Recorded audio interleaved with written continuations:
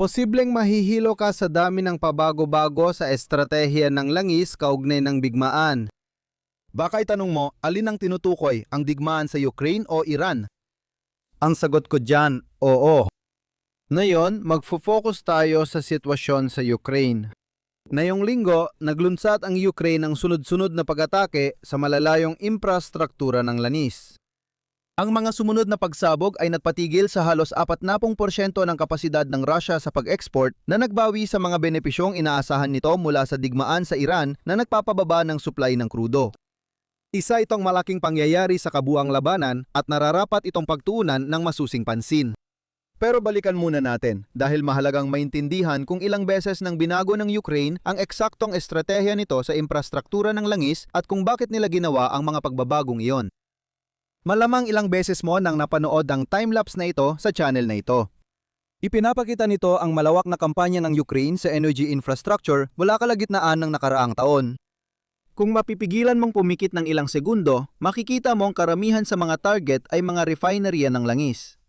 Pasensya, natigil ang tracker sa dulo ng taong 2025 dahil inagaw ni na Maduro at Ayatollah ang aking atensyon. Sapat nang sabihin na nagpatuloy at nag-evolve ang kabuuang kampanya. Sa simula ng kampanya, ang mga refinery ang tamang target. Nasa tuktok sila ng value chain ng langis. Mas mura ang krudo kaysa pinong gasolina. Kung sisirain mo ang pino ng produkto, masasayang ang pagod at kapital na ginamit para makarating doon. Nakatulong din na madaling targetin ang mga refinery. Isipin mo na lang ang mga tangke ng madaling magliyab na likido na basta nakalantad doon, naghihintay na may magsindi ng posporo. Ganitong oportunidad ang hinanap ng Ukraine nung simula ng kanilang long-range drone program. Di na kailangang pag-aralan kung paano lagyan ng malaking warhead ang drone. Magdala ka lang ng kaunting pampasabog at ang sarili ng mga pasilidad ng Russia ang bahala sa iba. Nagbago ang estratehiya ng matuklasan ng CIA ang bahagi ng refinery na mahirap ayusin ng Russia. Pwedeng puntiryahin ng Ukraine ang bahaging yon kaysa mga tangke ng gasolina para mas malakas ang epekto ng bawat atake. Habang nangyayari ito, tinutulungan ng Estados Unidos sa pagpaplano ng ruta na dadaanan ng mga drone papunta sa kanilang mga target na lugar.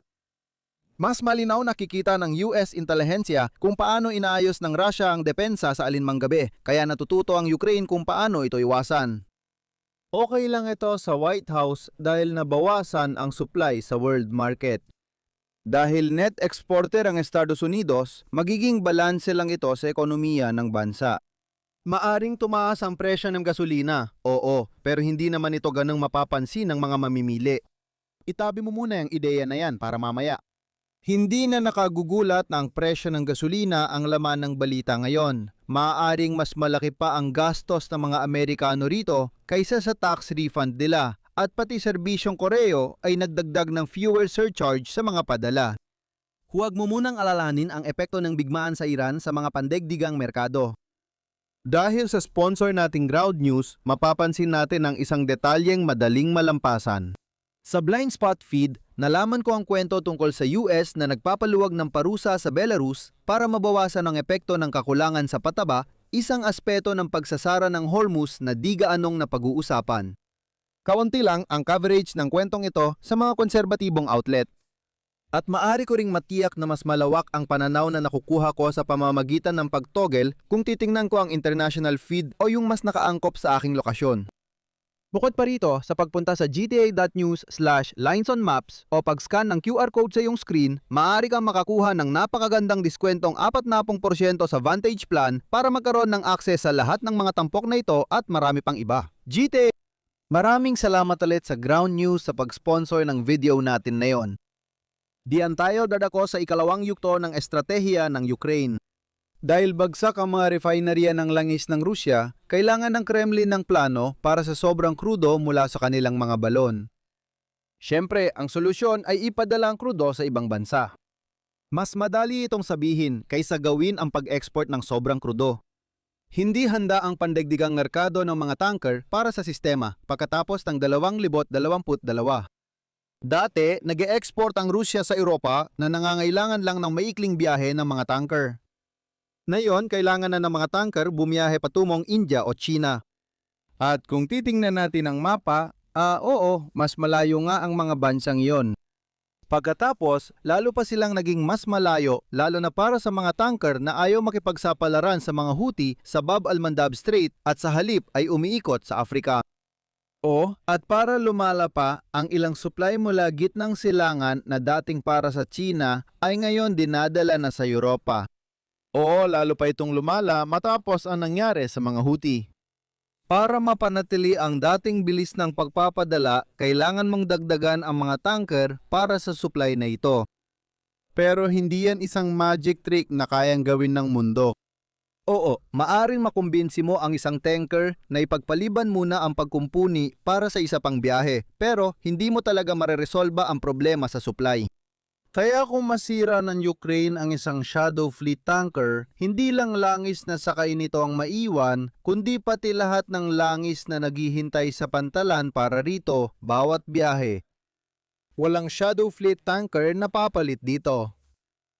Mas mainam, kung ayaw mo magalit ang mga kaalyado mo sa koalisyon sa mga pagtagas ng langis kada 2 linggo, pwede mong sirain ang walang lamang tanker. Sa isang paraan o sa iba pa, naipit pa rin ang langis sa pantalan. Ang hamon ay tamaan ang mga gumagalaw na target na may matibay na proteksyon at nasa malalayong distansya. Sana ay nakatulong ito kung halimbawa ipinatupad lang ng Europa ang mga parusa at regulasyon sa kaligtasan sa mga tanker ng Shadow Fleet. Alam natin na hindi gumawa ng malaking hakbang ang Rusya bilang tugon sa mga ito. Kaya naman makatuwiran na ang Ukraine ang magpakadalubasa sa medyo mapanulsol na hakbang ng pambobomba sa mismong teritoryo ng Rusya, habang ang Europa naman ay magpakadalubasa sa napaka-Europeong gawain na pagpapatupad ng internasyonal na batas. Sa anumang kaso, ilalarawan ko ang ikalawang yugto na ito bilang isang katamtamang tagumpay para sa Ukraine, ngunit hindi nito naibigay ang parehong resulta gaya ng kampanya laban sa mga refinery na nagpatuloy sa panahong ito. Dadalhin tayo niyan sa huling bahagi ng 2025 kung kailan nagsimulang baguhin ng pakikialam ng Amerika ang kalagayan ng seguridad. Sinimulan ng Estados Unidos ang pagpapatupad ng de facto na blockade, quarantine, sa Venezuela. Tigil na ang pag-export ng langis. Sa wakas, nagkaroon ng supply shock na nagdagdag ng mga available na tanker. Ayaw lumapit ng karamihan sa mga kapitan sa baybayin ng Venezuela dahil mahigpit itong ipinapatupad ng Estados Unidos. Nalito ang mga tagahanga ng isang pagkaing Mexicano, pero ganun talaga. Mahalaga pa rin puntiryahin ang mga tanker matapos ang insidente, pero di na tulad dati. Wala na ang sagabal dun. Mahalaga pa rin ang tanker at magpapadala ito ng mensahe sa ibang kapitan, pero hindi nito mapipigilan ng Kremlin na humanap ng kapalit na tanker. Gayunpaman, ang quarantine sa Caribbean ay panimula lamang. Pagsapit ng bagong taon, matapos ang espesyal na operasyon ni Maduro, inilunsad ng Estados Unidos ang digmaang panghimpapawid laban sa Iran noong Pebrero 28. Pakalipas ng kaunti, sa praktika ay isinara ng Iran ang kipot ng Hormuz. Lahat ay nakatutok sa pagtaas ng presyo ng gasolina bilang resulta ng pagsasara, pero may mas maselang nangyayari sa bahagi ng lohistika. May ilang tanker na naipit sa gulpo ng ilang linggo, pero mas marami ang hindi pumapasok at naghahanap ng ibang pagkakabalahan. Halimbawa, pumunta para kumuha ng langis sa Rusya. Makatuwiran pa ring huwag paganahin ang mga Russian Shadow Fleet tanker kung may pagkakataon. Makatuwiran pa rin para sa mga bansang Europeo na magpatupad ng sariling regulasyon sa Shadow Fleet tankers. Pero kung isa kang strategic planner sa Kyiv, hindi na makatuwiran na mag-focus lang sa mga tanker bilang target. Iyan ang nagdala sa atin sa mga kaganapan noong nakaraang linggo. Mukhang muling nagbago ng focus ang Ukraine. Ngayon, nasa mga terminal ng pagluluwas ng langis ng Rusya na ang tutok. Para malinaw, hindi ito ganap na bago. Maikling lumitaw ang mga terminal ng pagluluwa sa timeline sa simula ng video. Hamon ang pagtama sa mga daungan sa Baltic Sea dahil sa layo nito. At dahil mas mahirap pasabugin ang mga export terminal, baka gusto mong magdala ng mas malaking pampasabog sa mga drone na ipapadala mo doon. Masamang kombinasyon yan, baka makalimutan natin mula sa insidente sa Diego Garcia na para mapalayo ang projectile, kailangang paliitin ang warhead. Kaligtaan mo na ang payload mat, pag-isipan kung bakit tayo humantong sa pagbabagong ito. Sobra-sobra na mayon ang langis at sobra-sobra na rin ang mga tanker. Ang wala namang sobra at hindi rin madaling paramihin ay ang bilang ng mga export terminal na meron ang Rusya. Sirain mo ang mga yon, masisira pa rin ang buong ekosistema. Sige, hayaan mo magsimula ako sa karaniwang paalala tungkol sa kalituhan ng digmaan. Nagkakaiba-iba ang ilang detalye ng kwento depende sa pinagmulan, pero may mga nangyaring ganito. Noong ika-22 ng Marso, nagpadala ang Ukraine ng malaking alon ng mga drone papunta sa Primorsk Oil Terminal sa baybayin ng Baltic Sea. Tinarget ng mga pag-atake ang mga pwesto ng barko sa terminal at nagsimula rin ng sunog sa ilang tanker na naglo-load. Ang dating 1 milyong bariles kada araw na export ng Primorsk ay naipon na lang ngayon sa lupa. Gayunpaman, panimula pa lang yon. Noong Marso 25, nagpadala ang Ukraine ng pinakamalaking alon ng drone na yung taon sa terminal ng Ust-Luga at posibleng may ilan ding tumama sa Primorsk. Mas dumami ang nasuspindeng operasyon marahil dahil naputol ang riles sa Ust-Luga. Posibleng may mga nasusunog na tanker sa mga pantalan. Sa alinmang kaso, nabawas ng 700,000 bariles bawat araw sa supply. Para lang masiguradong mananatiling magulo ang lahat, muling inatake ng Ukraine ang Ust-Luga noong ika-27 ng Marso. Isantabi muna ang kalituhan ng digmaan, tiyak na nagpapatuloy pa rin ang mga sunog doon. Ibig sabihin, hindi pa rin naipapadala ang langis sa oras ng pagsulat na ito. Tandaan, malaking pera ang nakataya, kaya agad muling mag-e-export ang Russia kapag pwede na. Sa ngayon, magkwenta muna tayo ng mabilisan. Ang Primorsk at Ust-Luga ay pinagsamang bumubuo ng 40% ng oil exports ng Russia, ibig sabihin 60% na lang ng export capacity nito ang natitira ngayon. Gamit ang West Texas Intermediate bilang pamantayan, 60% ng $74 at 73 sentimo ay lumalabas na $56 at 84 sentimo. Kung ikukumpara, bago ang digmaan sa Iran, ang West Texas Intermediate ay naibebenta sa halagang $67 at 2 sentimo. Sa madaling salita, nalampasan ng mga pag-ataking ito ang epekto ng pagsasara ng Iran sa kipot ng Hormuz. Para malinaw, hindi ito eksaktong bilang. Hindi pareho ang paraan ng pagpepresyo sa langis ng Russia at sa West Texas Intermediate. Sumusunod ang langis ng Russia sa global na presyo dahil sa puwersa ng merkado at mas nakikita natin ang pagbabago sa presyo ng West Texas Intermediate. Kaya naman, patas ang paghahambing ng porsyento at paborito sa Ukraine. Para maging malinaw sa isa pang aspeto, hindi nito ginagawang mas maganda ang sitwasyon sa kipot ng Hormuz mula sa pananaw ng Ukraine. Mas mainam sana para sa Ukraine kung walang digmaan sa Iran. Ang langis ay naibebenta pa rin sa halagang $67 bawat bariles. Napahinto ng Ukraine ang Russian terminal sa Baltic. Kung lalawakan natin ang pananaw, ang mga pag-atake sa terminal ay nagbubunsod ng dalawang mahahalagang tanong. Una, mapapaisip ka kung nagbigay ng intelihensyang suporta ang Estados Unidos para sa operasyong ito.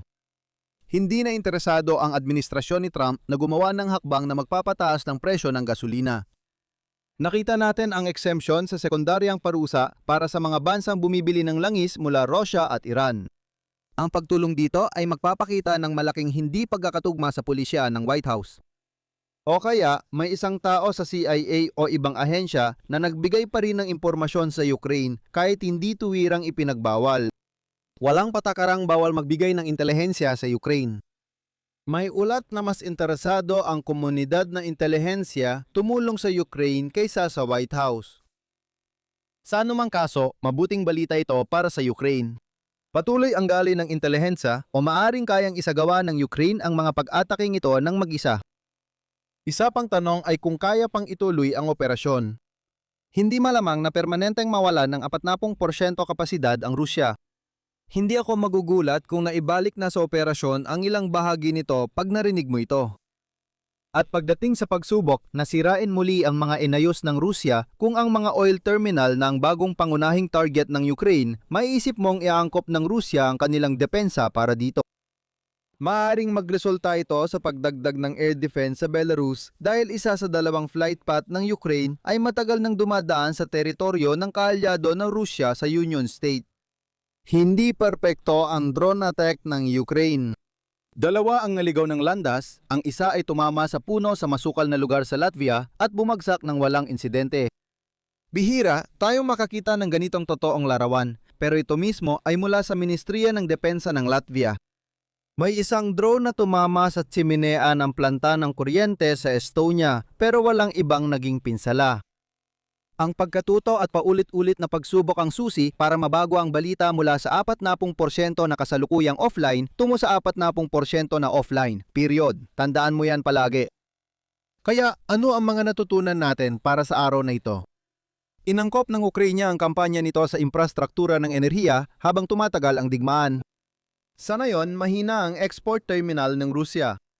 Pansamantalang pinahinto ng Ukraine ang 40% ng kapasidad na iyon na higit pa sa sapat para mabawi ang pakinabang na pang-ekonomiya mula sa pagsasara ng Hormuz. Ngunit hindi pa tapos ang trabaho ng Ukraine. Salamat ulit sa Ground News sa suporta sa video ngayon. Bisitahin ang ground.news/linesonmaps o iscan ang QR code sa screen para makakuha ng 40% diskwento sa isang Vantage plan. Para sa akin, ibig sabihin niyan ay 28 araw na akong nagtala ng sunod-sunod. Pakiramdam ko, matatalo na ako ng mga responsibilidad ng pagiging adulto sa susunod na linggo. Pero interesante ang mga nagdaang araw. Panurin nyo rin ang iba kong video para tuloy ang saya. Kung nagustuhan niyo ang video, like, share at subscribe. Kita tayo sa susunod. Ingat kayo!